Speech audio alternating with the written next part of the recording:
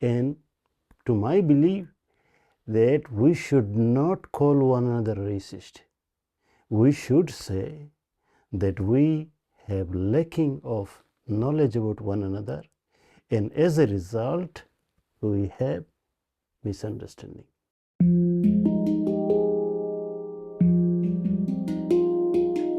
Farid Ahmed's words of forgiveness were heard around the world following a terror attack in Christchurch, New Zealand. I want a heart that will be full of love and will forgive lavishly. His words and stories offer both healing and hope for the future. If our heart is full of love, then peace will start from here. Episode 12. No, we're not racists. You've got an incredible story of New Zealand welcoming you, or at least the individuals who you met. I'm just wondering, is there a flip side to your positive experience? Did you also find pushback? People perhaps who, well, let's be direct, racism? Yeah, some times ago, I gave an interview with a newspaper, and I received the question that, Mr. Ahmed, do you see New Zealand has racism? And I said, no, I see misunderstanding. So few people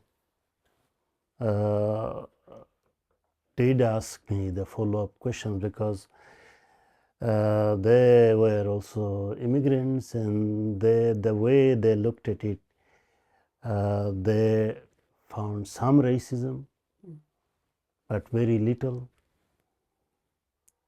But I could not agree with them that we should call it racism. I said we should call it misunderstanding.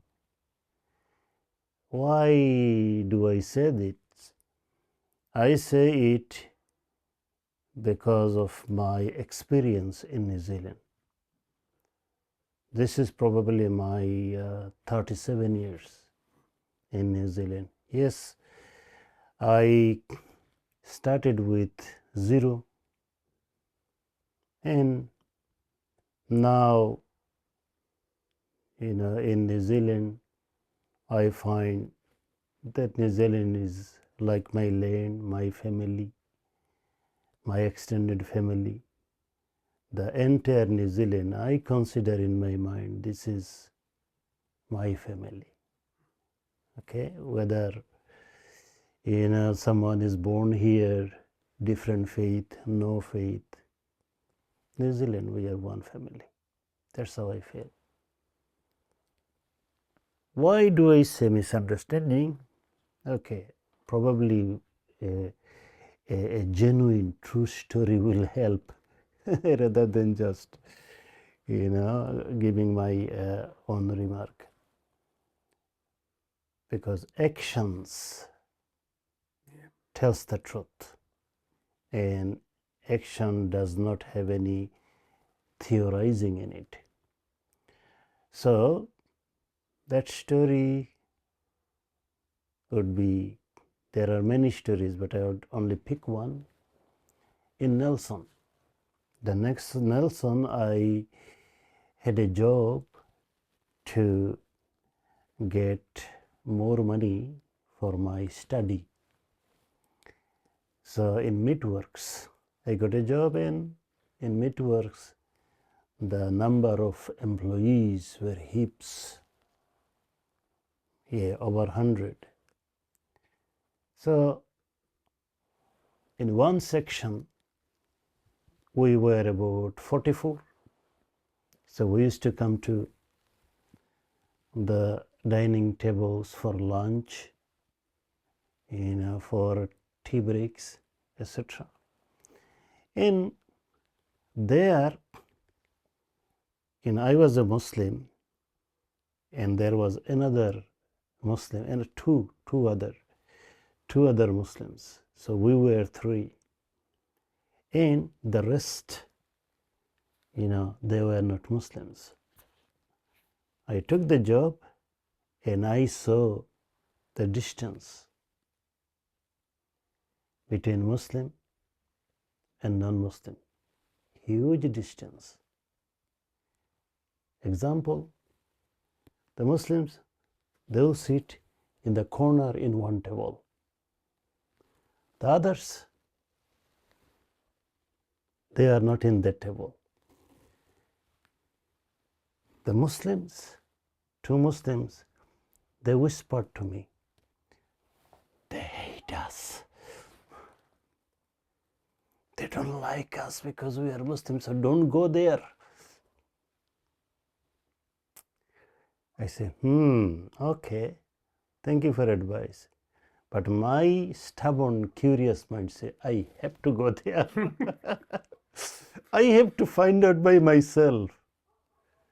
So I started going to other table. Do you mind if I join you? No, Farid. Sit down. So they were also looking at me, and I could see they were looking at me. What Farid is up to? He's a Muslim. But all these years, we had other Muslims. They never come to us. Why he is not sitting there? And I wanted them to be curious about these things because I had a plan. So I go around, and then some of them, they are, more like they are chatterbox like me, and some others quite reserved. They answer with yes and no and with one sentence. This is their nature. So I picked a few chatterboxes,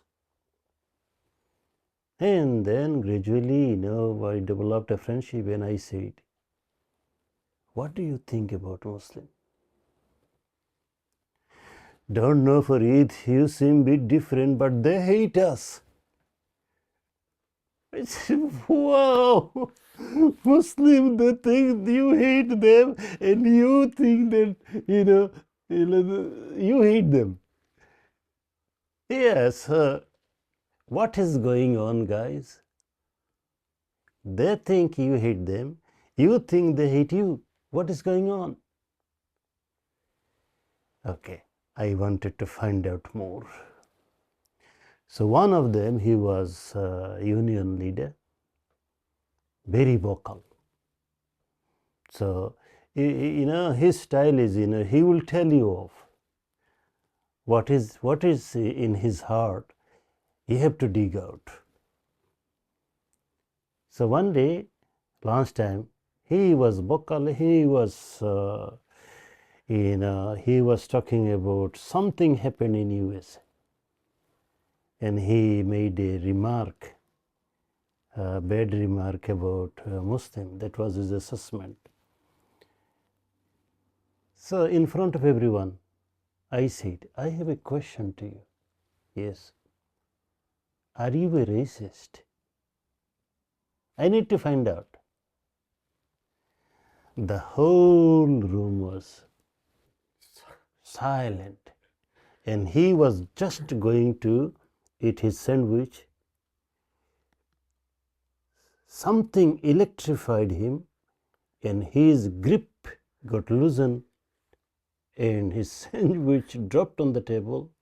He stood up quietly, not a word, and that is not him. He is the person, he will say something. He didn't say anything. He walked out. He made me worried. I said, please don't go. I know you are an honest person. I just asked you a question. Please give me the answer. Don't leave me in bad situation. Please. No answer, no response.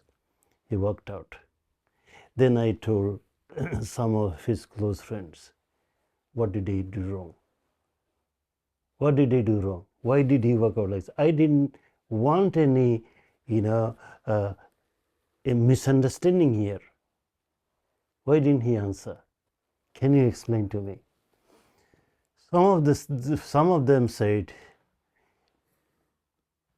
We think he's hurt. But you asked a question.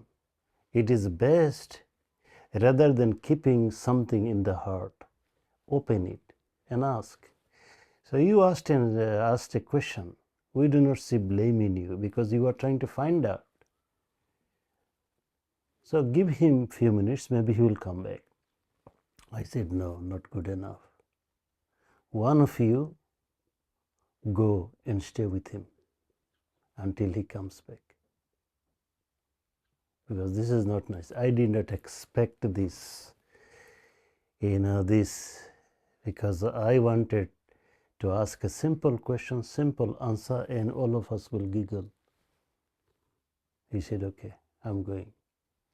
I said, 5 minutes, bring him back. 5 minutes, 10 minutes, no sign. I said to everyone, guys, 10 minutes gone, he didn't come back. I'm going. So wait here. You still have time. It was lunch break. Wait here. I want to see what happens and I will share it with you. So I was looking for them here and there, and then I found out he was in the locker room. In locker room has a bench, wood bench. You can sit there, you can change your dress, you can put your shoes on, gumboot on, blah blah blah. He was lying on his tummy. His face was on the bench. And the other guy I sent, he was sitting beside him and comforting him. I saw and then I ran to him and I said, what is happening to you? What did I do wrong? You were happy chappy. And what are you doing? So I hold his hand and I changed it to look at his eyes. He was crying. And he made me mad. I felt so guilty. Hey, why are you crying? You are a big guy. You are older than me. And he was probably 35, 34. I said, what is happening? And then his response was, he was sobbing, I am not a racist. Why even did you mention this word? I said, I'm sorry. I wanted to find out.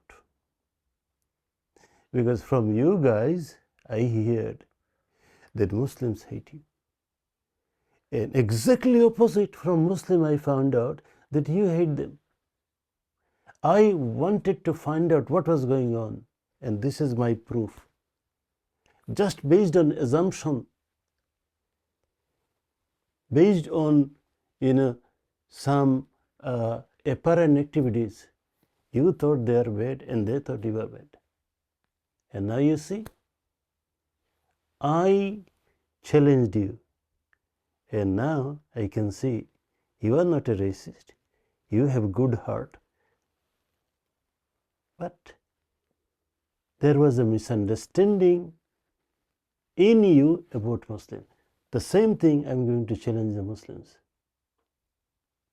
This misunderstanding got to stop. And we have to confront one another. We have to dare asking one another question.